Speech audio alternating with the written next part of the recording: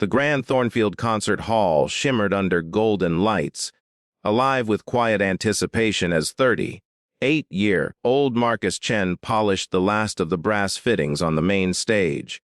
Dressed in his olive-green custodian's uniform, surrounded by his cleaning tools, he was nearly invisible to the elegantly dressed guests who would soon fill the hall for the evening's gala. For 2 years, Marcus had worked as a janitor at Thornfield, a modest but steady job that allowed him to pick up his 6-year-old daughter, Emma, from school and tuck her into bed each night. It wasn't the life he once dreamed of, but it was honest work and kept their little world safe. Before we go deeper into this powerful true story of hidden talent and kindness, make sure to subscribe to Kindness Treasury Us, where every story reminds us that compassion, humility, and heart can transform lives. And if you believe in the beauty of unseen goodness, don't forget to like this video and share it with someone who needs hope today. Tonight was the annual Thornfield Foundation Gala, a black-tie celebration that drew the city's wealthiest patrons and art lovers. The air was filled with luxury and prestige. As Marcus wiped the polished surface of the Steinway grand piano, its glossy reflection caught his eye. For a brief moment, he saw the man he used to be, a dreamer, a musician, someone whose fingers once danced across ivory keys. Almost done there, Marcus, came a familiar voice. It was James Wellington, the 52-year-old CEO of Wellington Industries and chairman of the Thornfield Foundation.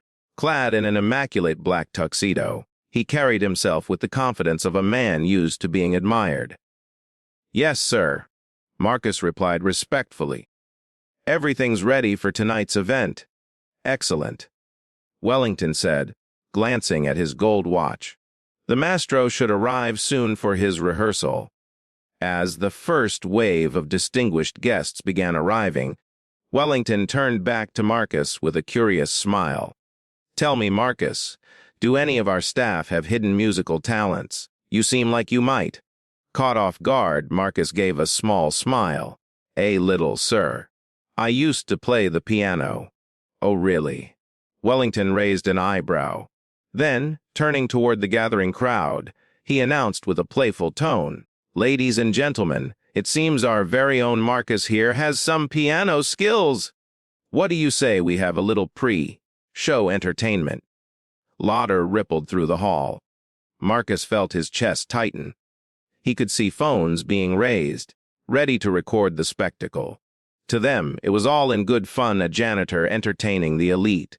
"Mr. Wellington," he said softly, "I'm not sure that would be appropriate. I'm just here to work." "Nonsense!" Wellington laughed. "It's a gala! Let's hear what you can do on a $2 million piano!" The crowd chuckled, but as Marcus looked around at the amused faces, something shifted inside him. He had been overlooked for so long, but tonight, perhaps, it was time to remind himself of who he really was. "What would you like me to play?" he asked quietly. "Surprise us," Wellington replied, still smiling. Marcus approached the piano, set his cloth aside, and adjusted the bench with the instinctive grace of someone who had done this 1,000 times. His hands hovered above the keys, and for a moment the noise of the hall disappeared. Then he began to play. Chopin's Nocturne in E-flat major op. 9 No. 2 filled the air, soft, elegant, and deeply human. The laughter died instantly. The hall became still as every note floated like light across the velvet air. His fingers glided with effortless precision, weaving emotion into sound. This wasn't a janitor playing. This was a master returning home to his music. When the final note faded, silence hung heavy.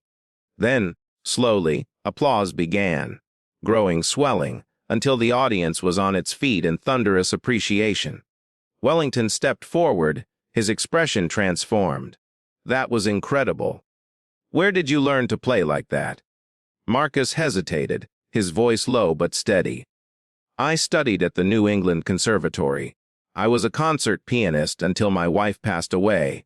I became a single father, and I needed stability for Emma."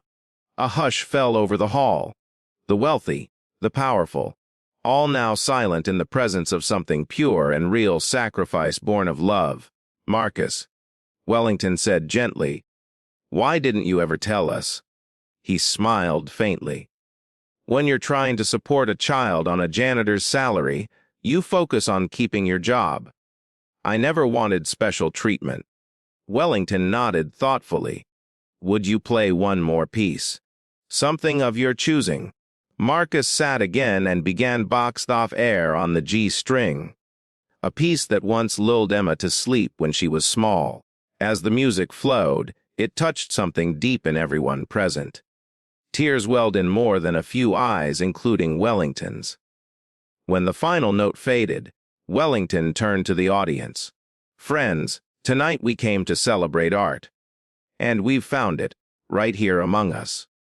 The Thornfield Foundation will sponsor Marcus's return to music and ensure his daughter's future. No parent should ever have to abandon their gift to provide for their family." Marcus's eyes filled with tears. "Mr. Wellington, that's more generous than I can express. But Emma will always come first. That's exactly why you deserve this," Wellington replied. 6 months later, Marcus Chen stood once again on that same stage, but this time in a tailored suit, performing with the city's symphony orchestra. And there in the front row sat Emma, smiling proudly, her eyes shining with admiration. The janitor's uniform was gone, but the lesson remained. Our value is never defined by titles, but by love, perseverance, and the courage to be who we are. In Wellington's office hung a framed photo from that night. Marcus in his uniform, seated at the piano, the audience in awe. Beneath it read a simple inscription: "Greatness often hides in plain sight. Tess and little Emma, now 7, tells anyone who will listen, my daddy's the best piano player in the world.